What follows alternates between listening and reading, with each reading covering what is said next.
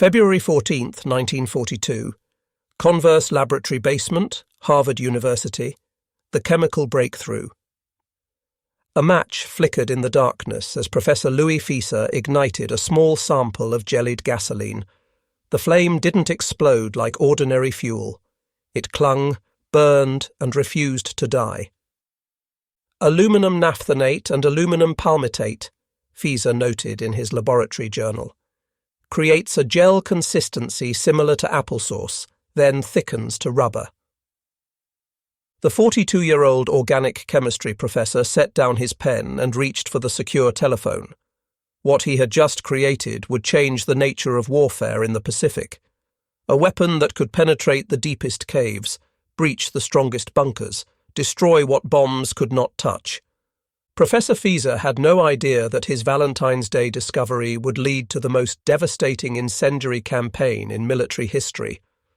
The Pacific War had taught American forces a brutal lesson. Japanese defenders did not surrender.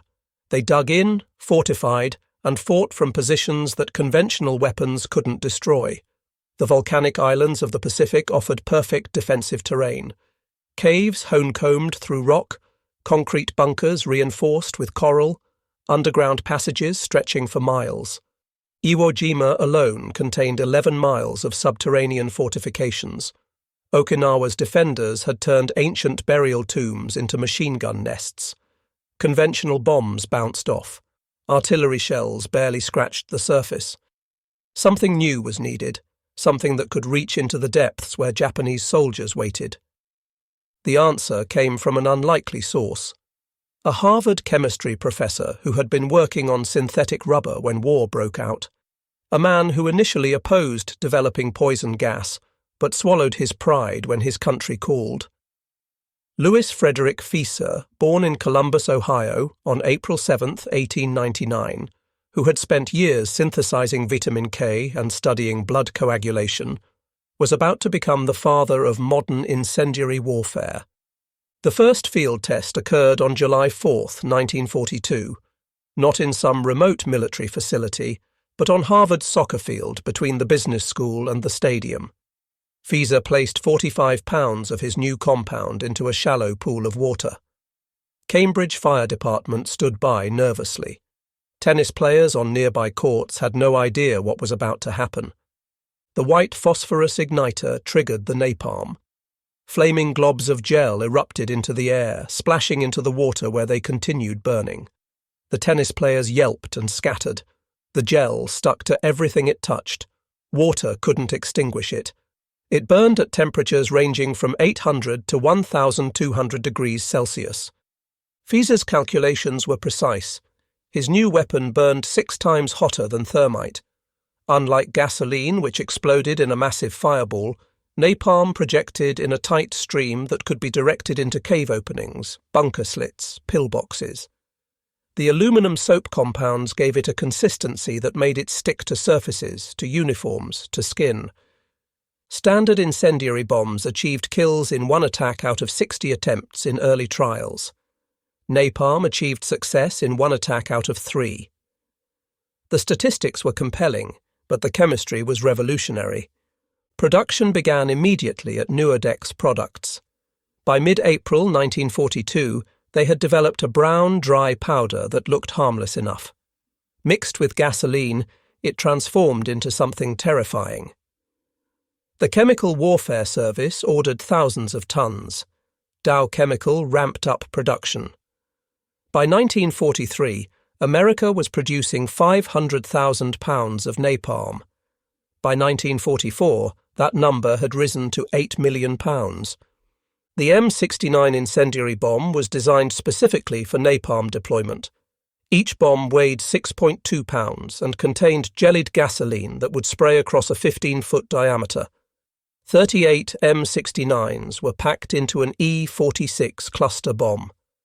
When dropped from altitude, the cluster would open at 2,000 feet, scattering the individual bombs across a target zone. But first, napalm would see combat in Europe. In August 1943, American forces used it during the Allied invasion of Sicily. However, its true test would come against Japanese fortifications that had proven impervious to conventional attack. July 22, 1944. Tinian Island, Marianas Chain, the Pacific debut. Captain Robert Johnson of the 2nd Marine Division watched Army Air Force fighter bombers approach from the east. These weren't carrying conventional bombs. The aircraft were loaded with the first napalm weapons to be used in the Pacific theatre. The incendiary gel, shipped in secret from Hawaii, was about to be tested against an enemy that had turned defence into an art form. The Japanese garrison on Tinian, commanded by Colonel Kiyoshi Ogata, had spent months preparing defensive works. The 50th Infantry Regiment and attached units, nearly 9,000 men, had excavated caves into the island's coral cliffs. Machine gun nests covered every approach. Artillery was hidden in reverse slope positions immune to naval bombardment. When the first napalm bombs fell on Tinian, Marines watching from Saipan, just 6 miles away, witnessed something unprecedented. Instead of the sharp explosions of high-explosive bombs, orange flames rolled across Japanese fortifications like a tidal wave of fire. The incendiary mixture penetrated cave openings, flowed into bunkers, seeped through firing slits. Japanese soldiers who had survived weeks of naval bombardment fled their positions, uniforms ablaze. The burning petroleum adhered to everything. Stop, drop and roll only spread it further. Water from canteens caused it to splatter. The only escape was to abandon the position entirely. Marine Corporal James Chen, observing through binoculars, noted in his diary, "The Japs came out of holes we didn't even know existed. They rolled in the dirt, trying to put it out, but it just kept burning." Within days, Marine units were requesting napalm strikes before every advance.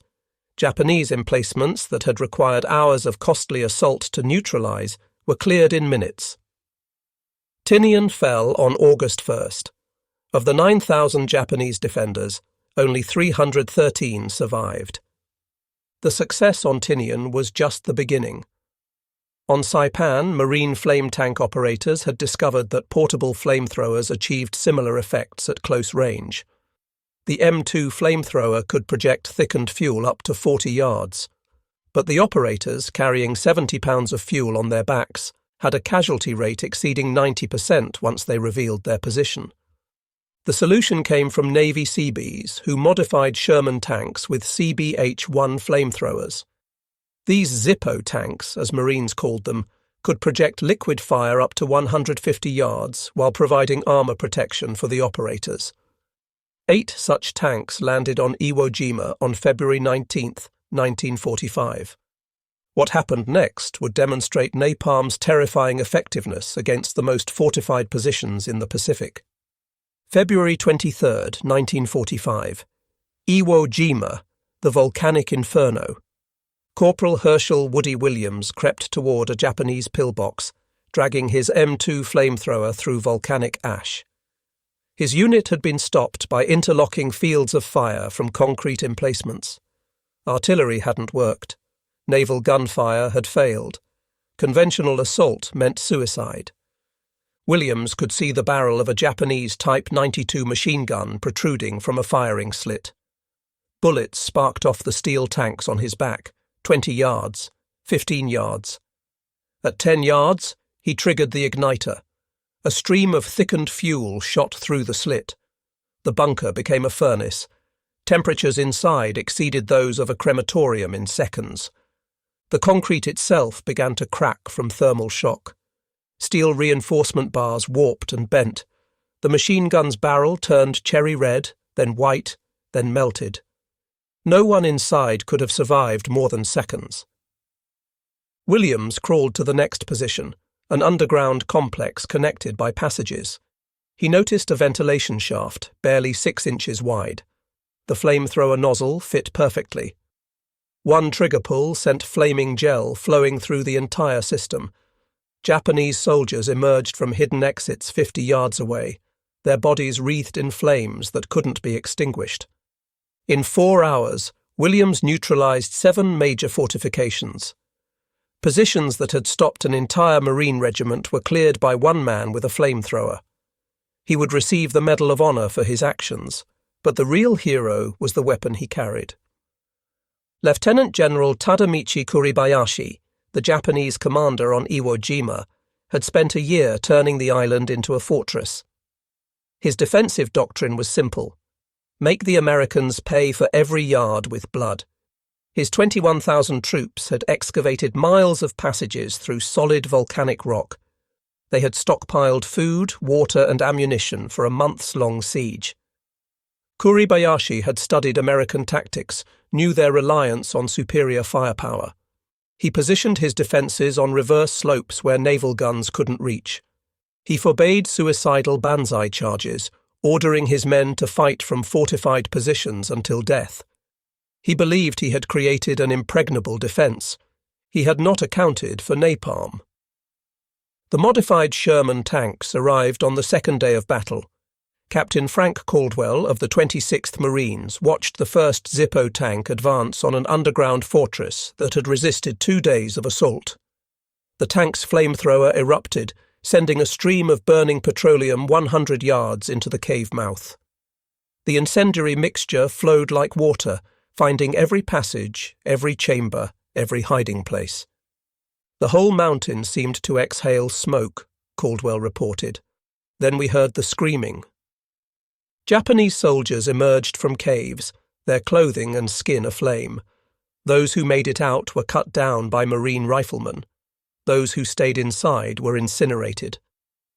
The subterranean complex, which military planners had estimated would take a week to clear, was neutralized in 20 minutes.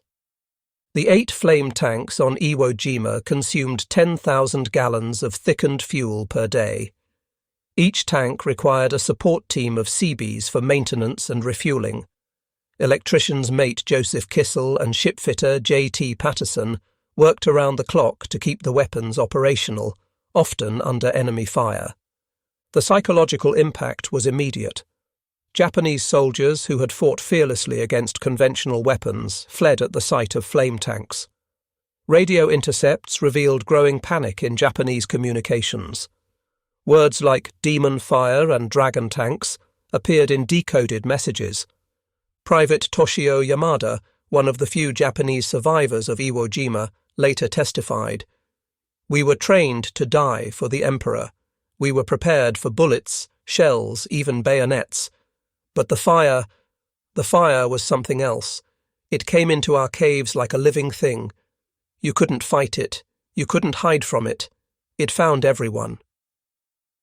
By March 1945, napalm had proven so effective that General Curtis LeMay made a decision that would change the course of the war. If incendiary gel could clear caves and bunkers, what could it do to cities? March 9, 1945, 5:34 p.m. Northfield, Guam, Operation Meeting House. Major General Curtis LeMay watched the first of 334 B-29 superfortresses roll down the runway. Each bomber carried a lethal cargo, 40 cluster bombs containing 1,520 M69 incendiary devices. Their target, Tokyo. LeMay had struggled for months with high-altitude precision bombing. Jet streams over Japan pushed bombers off course. Cloud cover obscured targets. Anti-aircraft fire at 30,000 feet was deadly accurate. Results were dismal. After taking command of the 21st Bomber Command in January 1945, LeMay knew he had to try something different or face relief. The arithmetic of destruction was compelling. One incendiary cluster could destroy an area 100 feet by 300 feet. Tokyo's residential districts were densely packed with wooden houses, paper walls, and straw mats. Japanese war production depended on thousands of small factories scattered throughout residential areas. What precision bombing couldn't hit, area incendiary attack could destroy. LeMay stripped the B-29s of defensive guns to carry more ordnance. He ordered them to fly at night, at low altitude, between 5,000 and 9,000 feet. The lower altitude would improve accuracy and put them below the effective range of Japanese anti-aircraft guns. The Pathfinder aircraft arrived over Tokyo just after midnight on March 10th. They marked the target area, a 3-by-4-mile residential district housing 750,000 people, with incendiary bombs in an X pattern. The main force followed, dropping 1,665 tons of incendiaries in streams that created a grid of fire. Within 30 minutes, individual fires had merged into a firestorm. Ground-level heat approached that of molten lava. The superheated air created winds exceeding 100 miles per hour, sucking oxygen from bomb shelters, feeding the flames with fresh air. Concrete boiled, steel melted. The Sumida River turned to steam. Fire Captain Susumu Takahashi of the Tokyo Fire Department logged his final report at 12:48 a.m. Fire beyond control. Equipment useless. The city is dying. Tokyo's fire department had 8,000 men, 1,000 pieces of equipment, and exactly 3 ladder trucks capable of reaching beyond 30 feet. They had trained for conventional bombing, prepared for normal fires. Nothing had prepared them for this inferno. The gel stuck to their equipment, melted their hoses, turned their water into scalding steam. By dawn, 16 square miles of Tokyo had been incinerated. Conservative estimates placed the death toll at 87,500, though Japanese sources suggest over 100,000 perished that night. More people died in the Tokyo firestorm than would die in either atomic bombing. 1 million were left homeless. B-29 tail gunner Sergeant James Krantz reported, "At 5,000 feet you could smell the burning flesh. The thermal updrafts from the fire were so strong they threw our 65-ton bomber around like a leaf." But LeMay was just getting started. The systematic incineration of Japan had begun. March 11th brought the destruction of Nagoya, as 313 B-29s eliminated the Mitsubishi aircraft engine plant and surrounding districts. 2 days later, Osaka's industrial heart was consumed by flames that burned for 72 hours. March 16th saw Kobe's port facilities and shipyards reduced to twisted metal and ash. In 10 days, incendiary raids had destroyed more Japanese industrial capacity than 2 years of conventional bombing. The Air Force was consuming napalm faster than American factories could produce it. Emergency production facilities were established. By June 1945, monthly production approached unprecedented levels. The tactical lessons learned from cave clearing in the islands were being applied strategically to Japan itself. April 1st, 1945, Okinawa, the final crucible. If Iwo Jima had been hell, Okinawa was something worse. The island's 450,000 civilians were caught between 100,000 Japanese defenders and 180,000 American attackers. The Japanese had turned every tomb, every cave, every hill into a defensive bastion. Lieutenant General Mitsuru Ushijima had learned from Iwo Jima. His troops dug deeper, fortified stronger, and prepared for flame attack. They installed water reservoirs in caves, created fire breaks in passages, and developed crude protective gear from wet cloth and mud. It proved futile. The 713th Tank Battalion had been entirely converted to flame tanks for Okinawa. 54 Sherman tanks equipped with Ronson flamethrowers, capable of projecting incendiary streams 60 to 80 yards. The Navy's chemical units had prepared 250,000 gallons of thickened fuel. Every Marine Rifle Company had attached flamethrower teams. The battle for Wanna Ridge demonstrated napalm's evolution as a tactical weapon. Japanese defenders had created interlocking fortifications on reverse slopes, immune to artillery and air attack. Marines of the 1st Division spent 3 days trying to advance 100 yards, suffering massive casualties. On May 14th, Marines implemented an innovative tactic. They hauled barrels of the incendiary mixture to the ridgetop, punctured them with rifle fire, and rolled them down into Japanese positions. White phosphorus grenades ignited the flowing gel. The entire draw became a cauldron of flame. Defensive works that had resisted for days were cleared in hours. Private First Class Eugene Sledge, observing the attack, wrote, "The Japanese came running out of caves we didn't know existed, their clothes and bodies on fire. Some tried to surrender, but it was too late. The napalm had already done its work. They collapsed after a few steps, the fire still burning even after they were dead." The psychological impact on Japanese civilians was devastating. Thousands had taken shelter in caves, following military instructions. When flame tanks approached, they faced an impossible choice: burn in the caves or emerge into machine gun fire. On May 30th, Marines discovered a cave containing 450 civilians near Shuri Castle. Lieutenant John Stevens of the 6th Marine Division attempted to convince them to surrender. When they refused, military necessity took over. The flame tank crew gave 3 warnings in Japanese. No response. The flamethrower ignited, sending its deadly stream deep into the cave system. Stevens later testified, "We could hear them screaming for 5 minutes, then silence. When we finally entered, we found mostly women and children. The flames had consumed all the oxygen. Most had suffocated before the fire reached them. It was a mercy, I suppose." The Army Chemical Warfare Service documented every engagement. Flame tanks on Okinawa consumed 200,000 gallons of thickened petroleum. Underground fortresses that would have required weeks to clear with conventional weapons were neutralized in hours. Japanese bastions that had stopped entire divisions were overcome by flame tank sections. But the cost in civilian lives was staggering. Estimates suggest that flame weapons were responsible for at least 20,000 civilian deaths on Okinawa, though exact figures remain disputed. The weapon that had been developed to save American lives was indiscriminate in its destruction. Colonel Unmacht's flamethrower group had grown from a handful of Seabees to a major military organization. Production facilities in Hawaii operated continuously. Training programs graduated hundreds of flame tank operators monthly. The industrial might of America had turned Fisa's laboratory discovery into mass production. By summer 1945, the transformation was complete. The Pacific War had become a conflagration. The air campaign's climax, July-August 1945. General LeMay's B-29s were now conducting incendiary raids with mechanical precision. The target list expanded from major cities to smaller industrial towns.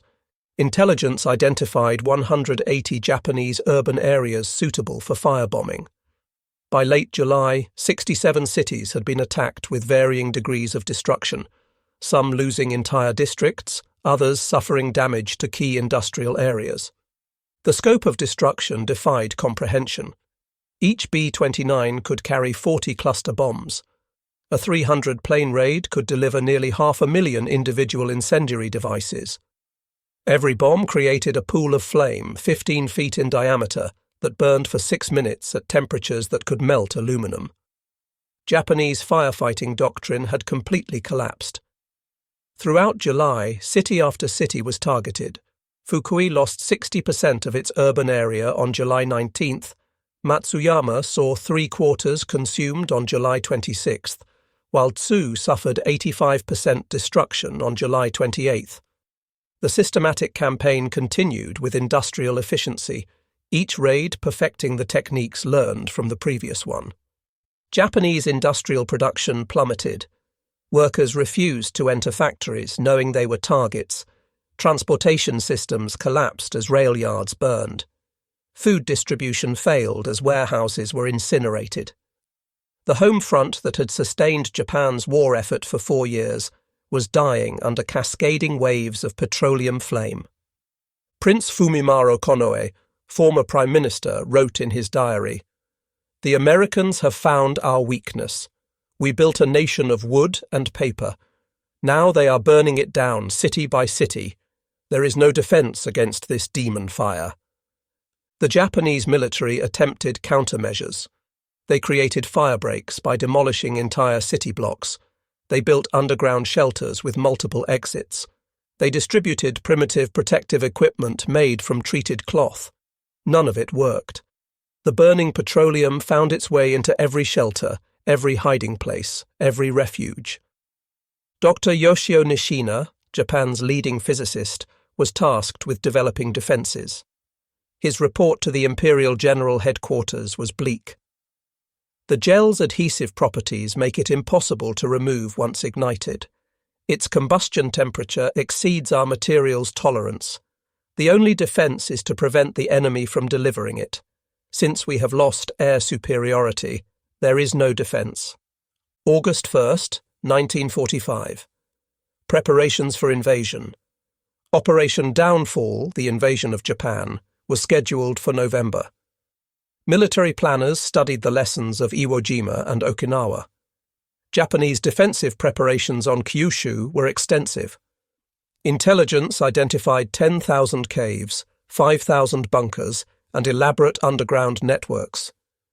Conventional assault would cost an estimated 1 million American casualties. The solution was incendiary warfare on an unprecedented scale. Plans called for 75 flame tank battalions, over 4,000 tanks. Chemical units would stockpile 5 million gallons of thickened fuel. Every rifle company would have organic flamethrower squads. B-29s would conduct rolling firebombings ahead of ground forces. Under Secretary of War Robert Patterson gave flame tank production the same priority as the Manhattan Project. The entire industrial capacity of America was being mobilized to produce incendiary weapons. But the invasion would never come. August 6th, 1945. Hiroshima. The atomic bomb killed 70,000 instantly. The world gasped at the destruction of a city by a single bomb. But Curtis LeMay was unimpressed. His firebombing raids had already attacked 67 cities, with many suffering extensive destruction. Tokyo alone had suffered more deaths than Hiroshima. The atomic bomb was spectacular, but incendiary raids had done more cumulative damage. August 9th, Nagasaki. Another atomic bomb, another city destroyed. But that same night, 95 B-29s dropped conventional incendiaries on Yawata. The conflagration burned for 2 days. August 14th witnessed the last major raid. Even as Japanese officials discussed surrender terms, 160 B-29s attacked Kumagaya and Isezaki, the flames continuing to burn as diplomats negotiated. August 15th, Emperor Hirohito announced Japan's surrender. In his speech, he mentioned a new and most cruel bomb, referring to the atomic weapons. He did not mention the weapon that had destroyed more of his nation than any other. The statistics were overwhelming. Between March and August 1945, incendiary raids had destroyed 180 square miles across 67 Japanese cities, killed between 300,000 and 500,000 civilians, left 8 million homeless, eliminated 40% of industrial capacity. A 1946 National Defense Research Council report documented that 40,000 tons of M69 incendiary bombs had been dropped on Japan throughout the war. The Pacific War ended not with atomic flash, but with the dying embers of countless fires. The Reckoning. Professor Louis Fieser returned to Harvard, to his chemistry laboratory where it all began. He had been awarded the Medal for Merit, the nation's highest civilian honor. His invention had shortened the war, saved countless American lives, revolutionized warfare. But the victory was bitter. In 1967, during the Vietnam War, Fieser watched television footage of napalm strikes. Children running down roads, their bodies aflame, villages incinerated. The weapon he created to destroy enemy fortifications was being used against populated areas. In June 1972, Fieser wrote to President Nixon, urging an international ban. When we developed napalm, we never thought of anti-personnel use. We were thinking of structures, fortifications. I have no right to judge the morality of napalm just because I invented it, but I believe its use should be restricted. Edward David Jr., Nixon's science advisor, replied that napalm use was difficult to predict or control, offering only that the suggestion would receive careful attention. Fieser called it a brush-off. He died in 1977. his obituary in Harvard's Gazette mentioning his work on vitamin K and anti-malarial drugs. No mention of napalm. The university had quietly erased the weapon from his official legacy. The tactical revolution was complete. The age of static fortification had ended. No bunker was safe from flowing flames, no cave deep enough to escape the incendiary torrent. The volcanic fortresses of the Pacific, carved from solid rock and defended with fanatical determination, had fallen to a weapon developed in a Harvard basement. The 713th Tank Battalion was deactivated in 1946. The flame tanks were scrapped, their specialized equipment destroyed. The Seabees who had created them returned to civilian life. Colonel Unmacht's flamethrower group was disbanded, its records classified. Veterans rarely spoke of what they had witnessed. Marine Corporal Raymond Hart, who served on Iwo Jima, would only say, "The flamethrowers got it done." Woody Williams, the last surviving Medal of Honor recipient from Iwo Jima, focused his post-war efforts on Gold Star families, never discussing the weapon that made him famous. Eugene Sledge wrote, "We thought the Japanese were cruel. Then we brought flamethrowers. War makes monsters of everyone." The military implications were clear. Technology had overcome determination. Chemistry had defeated courage. Industrial capacity had proved more decisive than warrior spirit. The samurai tradition that had sustained Japan for centuries perished in petroleum flames. Modern military doctrine incorporated the lessons. Every major military developed flame weapons. International law attempted to regulate incendiary weapons. The 1980 Convention on Certain Conventional Weapons restricted but did not ban their use. The weapon that had ended one war would feature in many others. The scientific legacy proved complex. Research into jellied petroleum led to developments in polymer chemistry, fire suppression technology, and materials science. The same aluminum soap compounds that made gasoline adhesive found applications in industry and medicine. Knowledge gained from studying thermal effects led to advances in burn treatment, but the moral questions remained unanswered. Was the firebombing of Tokyo a war crime?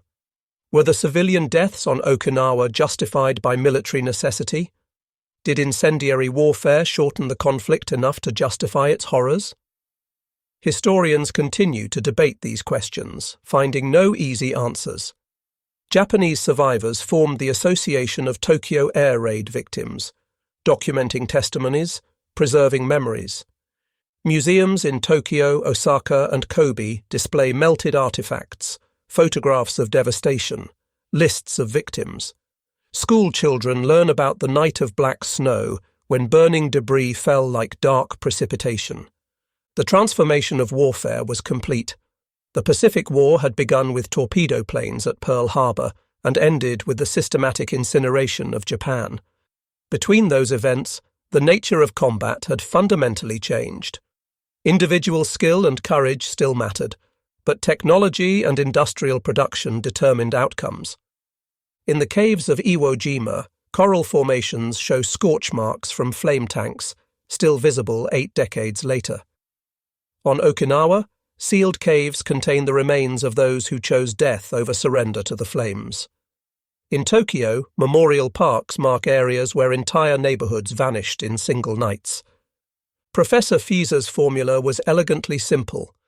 Aluminum naphthenate plus aluminum palmitate plus gasoline equals napalm. The calculus of war had become chemistry. The chemistry of destruction had become industrial production. The age of limited war was over. Standing in the ruins of Tokyo in September 1945, General Curtis LeMay surveyed the devastation. "We scorched and boiled and baked to death more people in Tokyo that night than went up in vapor at Hiroshima and Nagasaki combined," he observed. "But it was war. They started it. We finished it." The Pacific Ocean had witnessed the birth of modern total war, not through atomic weapons that grabbed headlines, but through a humble gel that burned unquenchably. Napalm had changed warfare forever. The weapon born in a Harvard basement had killed more Japanese than any other American weapon. It had consumed a nation that believed itself divinely protected. The strategic bombing survey conducted after the war reached a stark conclusion. Japan would have surrendered by November 1945, even without the atomic bombs, even without Soviet entry. The systematic firebombing campaign, more than any other factor, had broken Japan's ability to continue fighting. For the scientists who developed these weapons, the moral burden proved heavy. Louis Fieser was not alone in his regrets. Many chemists and engineers who worked on incendiary weapons struggled with the consequences of their creations. The Seabees who modified the flame tanks left few records. These construction battalions, trained to build, had become instruments of destruction. For Japanese survivors, the trauma lasted generations. Children who fled through burning streets grew up with recurring nightmares. The smell of gasoline could trigger panic attacks decades later. Burn scars served as permanent reminders. Yet from this destruction came an unexpected result. The same Japan reduced to ashes by American firebombing would become one of America's strongest allies. The cities that had been incinerated rose again as centers of commerce and culture. Tokyo, which suffered the most devastating single raid in history, became one of the world's great metropolises.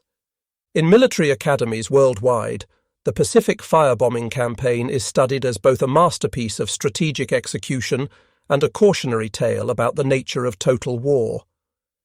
The integration of tactical and strategic incendiary warfare showed how a single weapon system could scale from individual bunkers to entire cities. Modern international law has attempted to address these issues. The Protocol on Prohibitions or Restrictions on the Use of Incendiary Weapons, adopted in 1980, restricts but does not eliminate their use. Military necessity still often trumps humanitarian concerns. In Japan, memory of the firebombing serves different purposes. For some, it's a reminder of militarism's consequences. For others, evidence of war's brutality. For most, simply a human tragedy that should never be repeated. Annual commemorations are attended by fewer survivors each year. American memory of the firebombing is more ambiguous. The atomic bombings dominate the narrative. The systematic incineration that killed more is reduced to footnotes. This selective memory serves a purpose. It's easier to grapple with 2 atomic bombs than months of systematic firebombing. The technological progression from Fieser's laboratory to Tokyo's ruins took just 3 years. In that time, napalm evolved from a curiosity to the most destructive conventional weapon deployed. Today, napalm and its derivatives remain in military arsenals, the principle unchanged: jellied fuel that sticks and burns.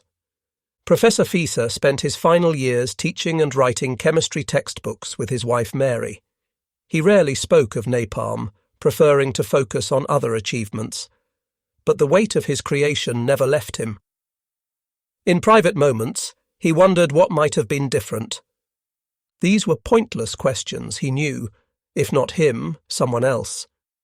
The chemistry was too simple, the military need too great, the industrial capacity too vast. The weapon was inevitable once modern chemistry met modern war. The fundamental truth revealed by napalm's use remains. In total war, there are no limits to human ingenuity in creating destruction. The same industrial capacity that improves life can be turned to ending it massively. As the last survivors pass away, their memories become history. The burn scars fade, destroyed cities rebuilt, trauma processed. But the capacity for such destruction remains. The war ended, the flames died. But the questions napalm raised burn on. The lesson was clear.